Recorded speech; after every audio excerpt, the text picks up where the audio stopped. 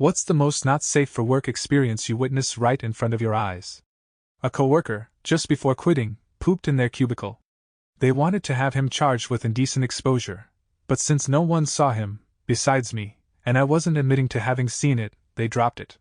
They also tried to use the defecating in public laws, but the police pointed out that their office was in fact private, not a public space. The man became a legend around the office. I worked at an aluminum plant. One of the mills was down for a few days. I went to the pulpit to sleep and chill since I didn't have anything to do. Walk in and two of my coworkers, both men, both very much married, banging away. I just turned around and left. The rest of the time I worked with them was awkward for sure. Driving on an interstate highway about 75 miles per hour when I see the car in the left lane start to drive a little erratically. As I passed the car on the right, I saw what looked like the male passenger finger banging the woman driving, who looked like she was having an orgasm. I quickly got away from them to avoid an accident. I was doing a health and safety, security patrol, at a multi-day music festival, doing a walk around in a field used as a parking area. All looked well, so I stopped to have a breather when this naked guy pops out of some tall perimeter grass. He was very high, completely sunburned and sporting a really huge boner, I mean big, and he asks me if I've got any water with me. So, I walk over and find his equally high, sunburned, and totally nude female companion laying in the dirt, and she starts giggling her face off while thanking me for saving them. I had a supply pack with me, so I gave them each a bottle of water and tried to convince them to get out of the sun and seek shelter. But as soon as they downed the water, they started right on the ground, right in front of me. So, I proceeded to pull out my spray sunblock and explained loud and slow to them that I was going to spray them down, which I did while they continued their bonking. I finished up, left another bottle of water by them, and then walked a bit away to give them some privacy while I radioed the situation and location to the festival paramedics. I will never forget how big that boner was, and I hope it was spared peeling from that terrible sunburn. I was on holiday with my wife in the Canary Islands. We were on the beach all day, and we made the mistake of taking a short cut through the sand dunes. It was a hot, sweaty, and tiring walk, and surprisingly long walk. Then we wandered into a shot. Two light young ladies getting it on, full XXX rated content. Nobody batted an eyelid except to motion us around the back of the camera to keep us out of view. So, we just kept on walking to the hotels. It was very surreal. I watched a man fall when his rappelling gear failed. He fell about 100 feet, and the sound his body made when he touched the ground will haunt me forever. He broke his spine, pelvis, both legs, one arm, and an orbital bone, but he survived. There were a lot of people around to give first aid, and I helped carry him out of the canyon to the ambulance, and I swear I thought he was dead already. The rangers took our info, and a few days later, to our surprise, the guy was alive and wanted to see the people who carried him out. He gave us all some really nice leather backpacks from the company he worked for. I still have it 20 years later. Edit: the guy was in the hospital for many weeks, but after a very long rehab, he made a nearly full recovery. That was mostly due to him being in really, really good physical shape before the accident. I was working the customer service desk at a sporting goods store. One of my job duties was clearing any gun that people brought into the store. Some dude comes in with a massive .338 Lapua rifle. Imagine the little brother of the Barrett 50 caliber you see in movies and games. It's at least a $5,000 to $6,000 gun. Well, apparently the dude who owns it is all money and no sense, because he walks in and immediately starts violating the most basic of gun safety rules. His fingers just casually hanging out in the trigger guard as he comes in, and he's sweeping the entire store with a muzzle as he walks. I put on my best customer service face and asked him to put the gun down so I can ask him the routine questions before I can clear the gun. While putting it down, he once again flags me with the barrel while his finger is on the trigger. I keep my cool and get to my questions. If he answers no to all of them, then I'm good to clear the gun. There's a few of them, but the one that matters here is there any ammunition in the chamber or magazine of the firearm? He says no to everything, so I put the barrel into the clearing trap and rack the bolt back. Lo and behold, a live round pops out and reveals the full magazine. The safety was off, which means this guy was flagging a store of people, and me, with a gun that was one slip of the finger away from making a very large hole in myself and probably at least one other person. I was at my high school graduation party, which was being hosted by one of my classmates at their house. After a lot of alcohol consumption and throwing up, I went to lie down inside a tent that was fully propped up in their basement for some reason. You know when you're extremely drunk and lying down, and if you make even the tiniest of movements you start getting the spins and feeling nauseous. Well, that was the situation I was in. Anyways, not much later, my friend and his girlfriend at the time came into the tent and crawled over me to get to the empty side.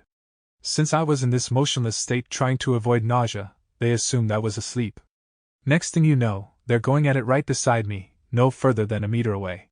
It went on for a while, and eventually, I felt like I had to go to the bathroom, but at that point the only thing I could do was pretend I was asleep and unaware.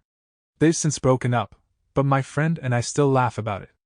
A woman on train pooped a hard ball, which just dropped out of her gown, which she proceeded to pick up, smell, then throw out of the window. She then started talking to a man, which soon turned to them fondling one another. Soon after, police showed up, dropped them at the next station where railway police force took them, because they were clearly unstable, so they were probably taken to the nearest asylum. Nature was calling bad, so I stopped at a McDonald's in an unfamiliar neighborhood. I walk in and ask about the bathroom. Without any words they point towards the bathroom. I enter the bathroom and am directly facing the side of the disability stall. On the missing bottom section of the stall, you can clearly see two men the hell out of each other, accompanied by their yells of pleasure and skin slapping. I nope the hell out of there, but as I walk back down the hall to the bathroom, a huge security guard bumps into me and asks if I've seen two men. I point and say, "They're in there." He shoves past me and walks quickly to the bathroom. I run out of that McDonald's and have to settle for the gas station across the street. I was in a train compartment sitting by a window. It was broad daylight. There were two young students, a boy and a girl. Suddenly the girl opened the guy's fly and started to I did not know how to react, as nothing like that happened to me before. Also, they blocked my way to the corridor. They did not even close the curtains, so the conductor girl passing by saw them too, and apparently did not know how to react as well. They got off on the very next stop. I think they did not have a ticket. My friend asked me to drive him and his girlfriend around the hinterlands so he could f her in the back seat, as they apparently had no place else to go. We were in high school, and it made sense at the time. Anyway, I was chauffeuring them around the remote country roads while they got progressively hotter and heavier in the back.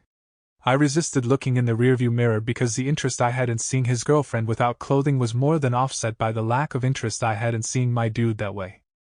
But after a few minutes, she mumbled, "That's not it." A few seconds later, a little more assertively, "That's not it." And then again, like 5 or 6 times. Finally, she sits up and just shouts at him, "That's not it." He sticks his head into the front seat and in exasperation asks me, "Dude, do you want to try? All I can find is her." I politely declined, and the two of them got dressed and sat as far from one another as possible, while I drove them back to the keg party from which we had originally departed. She wisely broke up with him the next morning. I went on vacation. I was outside my hotel room waiting on my mom when I hear a really loud slapping noise. I walked down, and met a worker in front of a door, 3 rooms away from mine. We began hearing yelling from a man and crying from a woman. Security got called down after a few more loud noises, as if something were being tossed around and thrown. Turns out it was just really kinky in a hotel full of families. It was a 3-way with several BDSM toys. Of course, everything was consensual, but everyone thought the guy was beating up his girlfriend.